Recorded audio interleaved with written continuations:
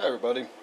Today we're going to try something a little different. I'm going to feed the largemouth bass again, but today I'm going to start by throwing a bunch of smaller crayfish in the tank, and I don't know whether he'll strike them immediately or whether he will forage for them as time goes on. I'm hoping he'll get one or two immediately, and then he will have some forage, which will give him some sort of natural natural predation behavior, which will be good for him. So let's try dropping a crayfish in.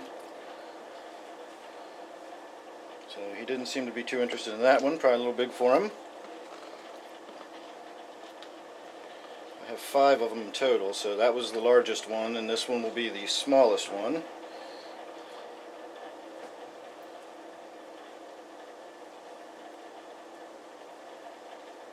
He's going after the bigger one. I don't think he sees the little one. But it's definitely in there, so he knows it now, and it's just going to be a matter of time before he gets them.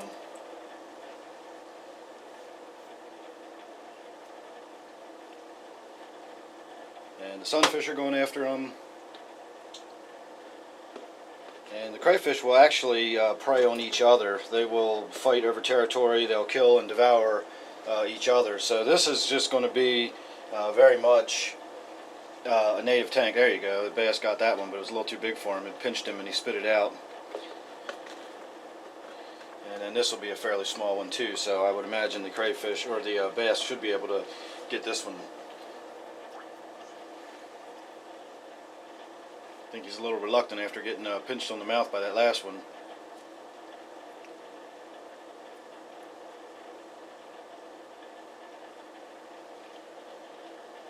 Well, I'm now going to go get some minnows and put them in, and that should be surefire.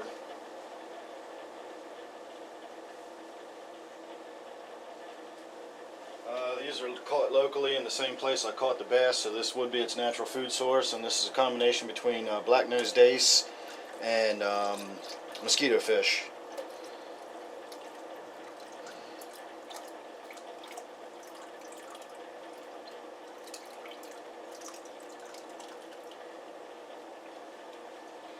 And you can see both the sunfish and the bass make short work of those smaller fish.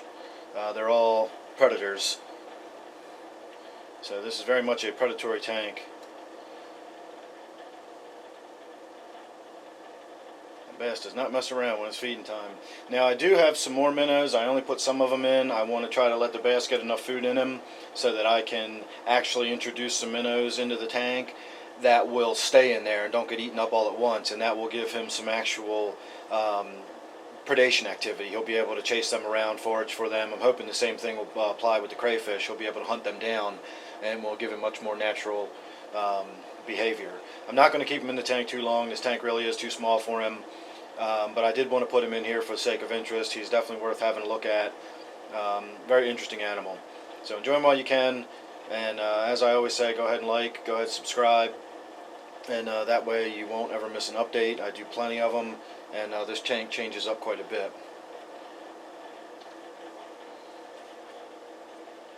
So that was a pretty good look at him having a snack of some fish. I do have some additions to make to my nano native tank. I got some more Sculpins today and a few more rocks that I'm going to call live rock. They have the natural offwatch on it, or the surface growth with the various microcrustaceans, etc. And my Sculpins need that to survive. So we're going to be doing some video on that here real soon too. So stay tuned. As I said, go ahead and just subscribe. You won't miss any updates. And one of these days I'm going to get to see bass actually eating a crayfish right before my eyes. There is a very small crayfish right near him. I don't know why he's not going after it. He seems to be ignoring the very smallest crayfish and only going after the ones that are slightly too large for him.